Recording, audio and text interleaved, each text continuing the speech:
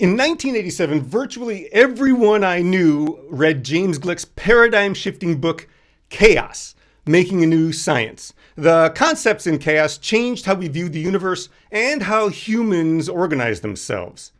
Chaos theory suggests that, quote, within the apparent randomness of chaotic complex systems, there are underlying patterns, interconnection, constant feedback loops, repetition, self-similarity, fractals, and self-organization. Life is a chaotic, complex system. Being in relationships with other humans is difficult, exacerbated by the fact that each relationship is unique. We have good friends, colleagues and associates, neighbors, husbands, wives, extended families. Our relationships intermingle as well, so the entirety of our existence can seem like nothing more than a series of random events. But chaos theory informs us differently, revealing that there is order, repetition, and elegance even in seemingly random arrangements. Of course, we've suspected there are such rules to the universe for as long as we've been roaming the planet. Grappling with lives and civilizations that often seem upside down, long ago we created gods and monsters to worship and blame for what we couldn't otherwise explain or understand. Millennia before we began to comprehend the universe's structure, we would gather around the evening fire for protection from the creatures of the night and to share the day's events.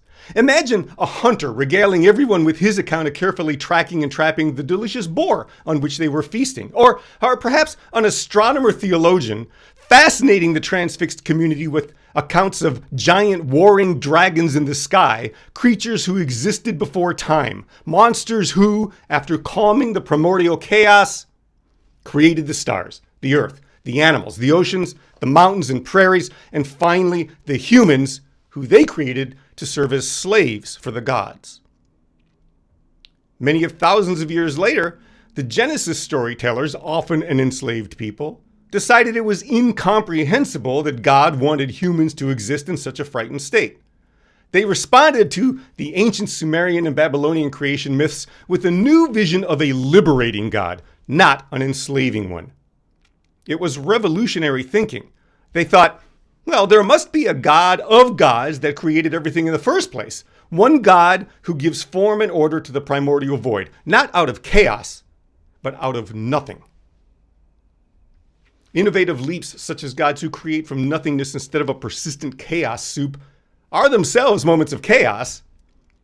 Anytime an irritant's thrown into a system, it stirs things up. And that's a good thing because without what appears to be chaos, there's really no progress, no change. Perhaps what we tend to judge as chaotic is merely progress. When surrounded by turmoil, we might be comforted knowing that something new is being born.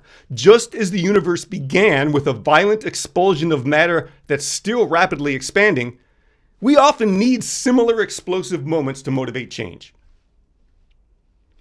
Jesus is a chaos agent who motivates people to change themselves and their social systems.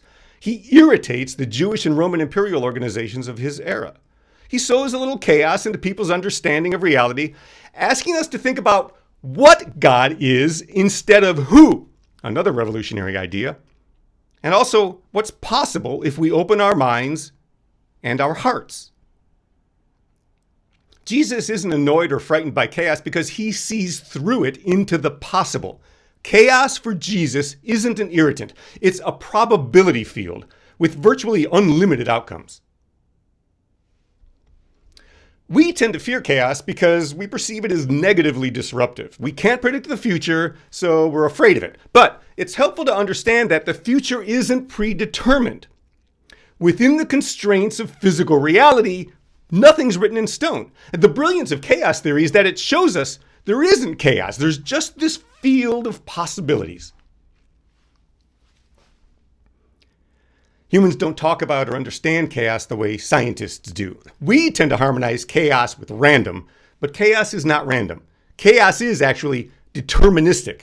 Now, that's not predetermined, meaning there's only one possible outcome, but deterministic, meaning that there is this probability field of outcomes based on the initial conditions of creation and those constraints, right? So for example, if you plant a seed in a mason jar, it's going to sprout and grow, and its roots will expand until it reaches the confines of that jar. That's as far as the seed can sprout based on the initial conditions. You could always transplant the seed, of course, but then you're creating new initial conditions. So reality is a probability field like this. The initial laws of physics created at the Big Bang means that planets are spheres, gravity affects space-time, matter decays and is repurposed, and an environment with the perfect mix of essential elements will support life. There is plenty of room for innovation and creativity within the system's constraints.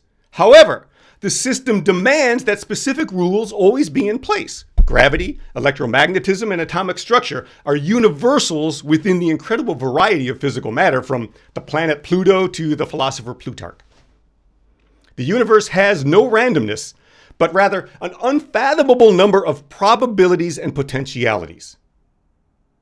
Life seems chaotic because few of us have time to investigate, much less understand, the underlying patterns in our globally interconnected, culturally diverse, economically unbalanced world, even though we've been trying to do so for thousands of years.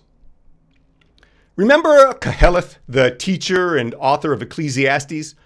Long before any human mentioned chaos theory, this person got the general concept right in Ecclesiastes chapter 3. There is a time for everything and a season for every activity under the heavens. A time to be born and a time to die. A time to plant and a time to uproot. A time to kill and a time to heal. A time to tear down and a time to build up. A time to weep and a time to laugh. A time to mourn and a time to dance. A time to scatter stones and a time to gather them. A time to embrace and a time to refrain from embracing. A time to search and a time to give up. A time to keep and a time to throw away. A time to tear and a time to mend. A time to be silent and a time to speak. A time to love and a time to hate. A time for war and a time for peace.